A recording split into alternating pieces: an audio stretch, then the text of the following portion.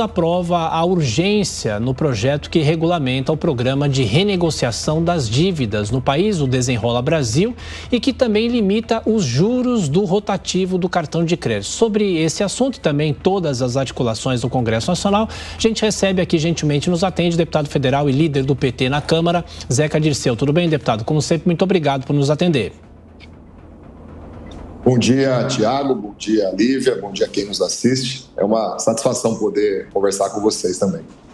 Bom, deputado, primeiro começando sobre essa possibilidade da votação ainda hoje, a urgência dessa votação. O senhor acredita que mesmo nessa semana mais curta, a votação deve se dar ainda hoje, mesmo com toda essa discussão em relação ao parcelamento do cartão de crédito, isso não foi incluído, né?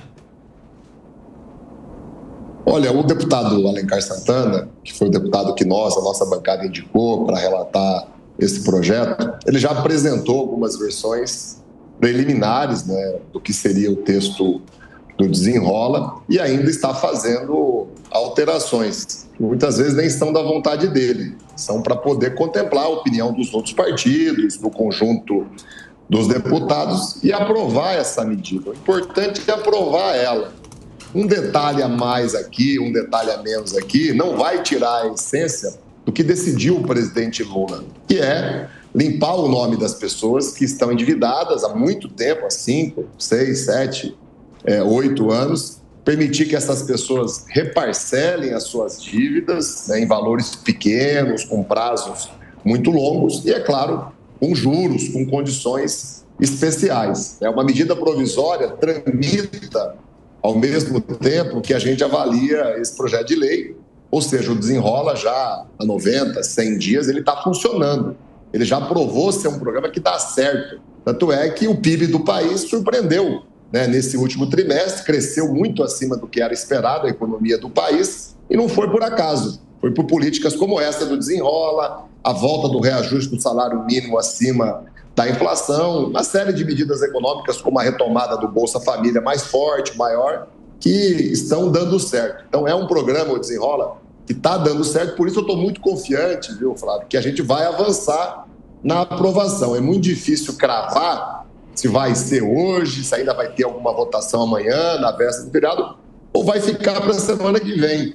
Mas eu não vejo nenhum problema muito grande, sabe, em você adiar um dia a mais, sabe, diante de algo que já está dando tão certo e que já tem uma ampla maioria. Eu sinto isso nos outros partidos, eu tenho participado das reuniões de líderes com os outros partidos, há uma ampla maioria a favor e muito decidida a aprovar o Desenrola. Falta realmente, como você disse, pequenos ajustes. Sim.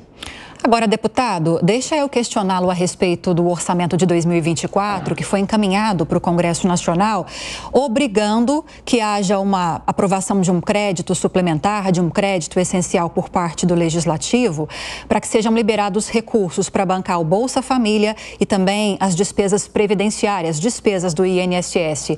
Esse é um ponto de preocupação para o governo, deputado, diante dessa tendência que há, dessa cobrança do Legislativo de troca de cargos indicados pelo Centrão para ocupar o governo, mediante liberação de emendas para apoiar propostas do governo federal.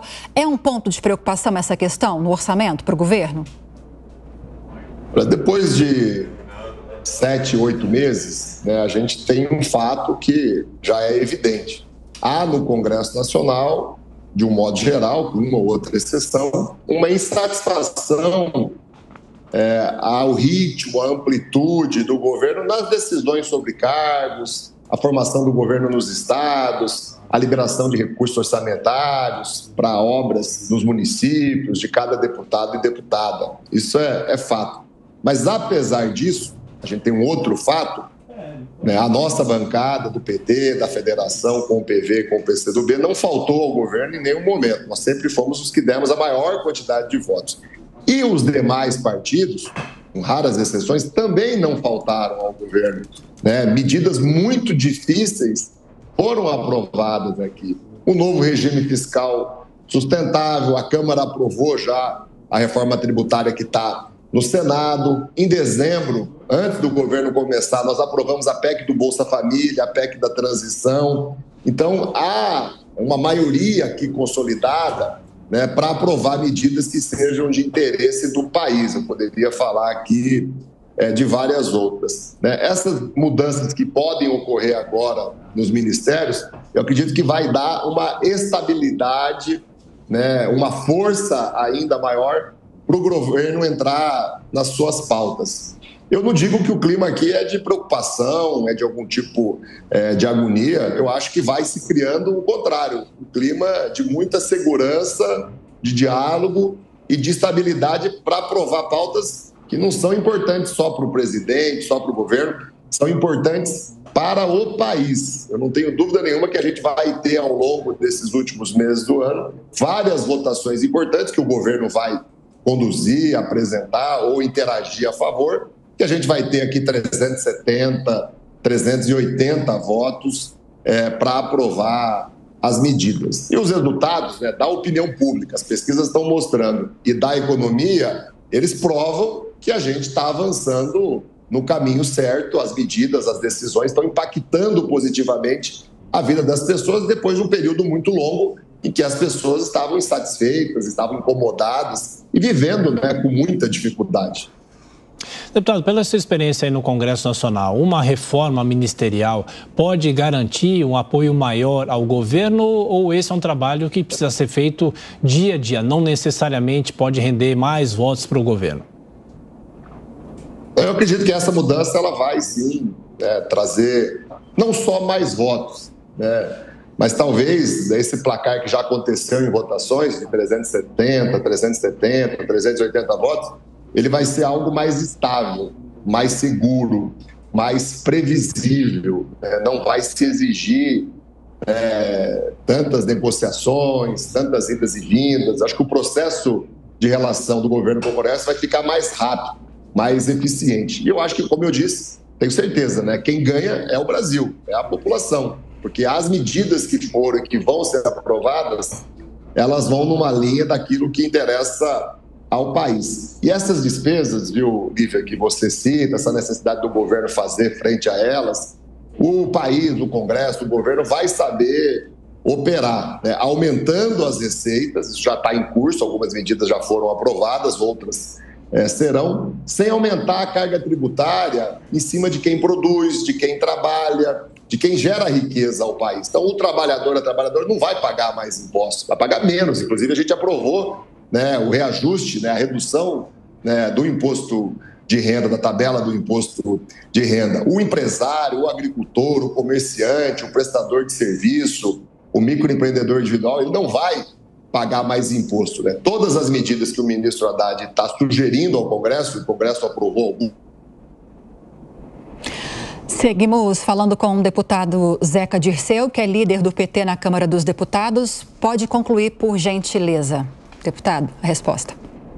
As medidas, né, que estão sendo apresentadas é para fazer justiça tributária, para chegar lá no andar de cima, né? Nós temos aí essa dos fundos exclusivos que atinge 2.500 pessoas que estão bilionários e não pagam quase nada de imposto. Então, o país vai fazer frente a novas despesas, sempre garantindo as receitas para não desequilibrar as contas públicas.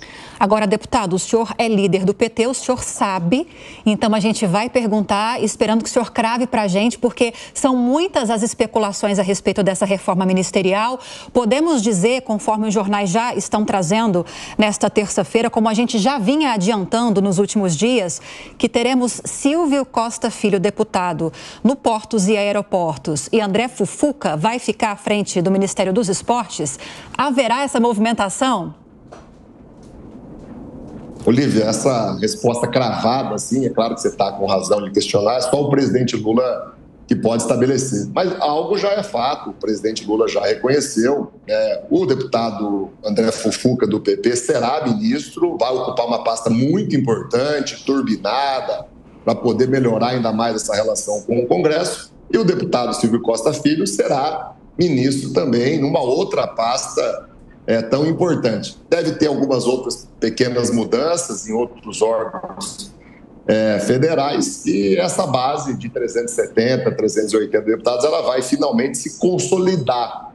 Eu acho que isso é a única coisa que a gente pode cravar nesse momento. Mas tendo novidades, eu me disponho a continuar interagindo aí com a equipe da Jovem Pan. Claro. Deputado, falando sobre a reforma tributária, o senhor já citou um pouco sobre a reforma. Nesse momento, a discussão é no Senado. Provavelmente, o Senado vai modificar o que foi aprovado pela Câmara. Aí, a matéria volta para as mãos dos parlamentares, dos deputados. Eu pergunto, será que nesse ano ainda é possível fechar totalmente essa discussão da reforma tributária, inclusive com uma nova aprovação na Câmara, ou o senhor acha que a volta para a Câmara só ficará para o ano que vem?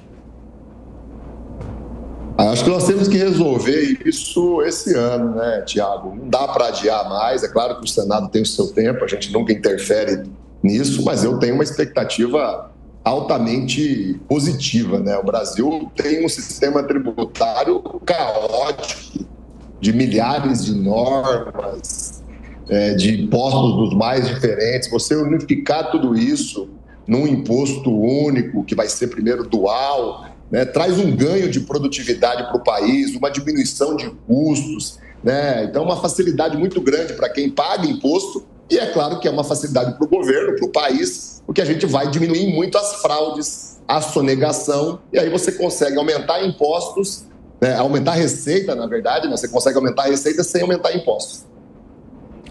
Ok, deputado, deixa eu perguntar mais uma coisinha em relação à reforma tributária, porque a gente tem mostrado uma reportagem hoje, inclusive, dizendo que a respeito dessa alíquota do IVA, por exemplo, o governo estima que haja uma limitação aí em 25%, aliás, um índice, uma alíquota de 25%, o IPEA fala em algo superior a 28% e o economista Felipe Salto, ex-secretário de Fazenda aqui de São Paulo, fala em uma alíquota de 33%. O que é fato em todas essas movimentações? O que a gente pode esperar de alíquota? E é importante que haja uma limitação prevista na PEC?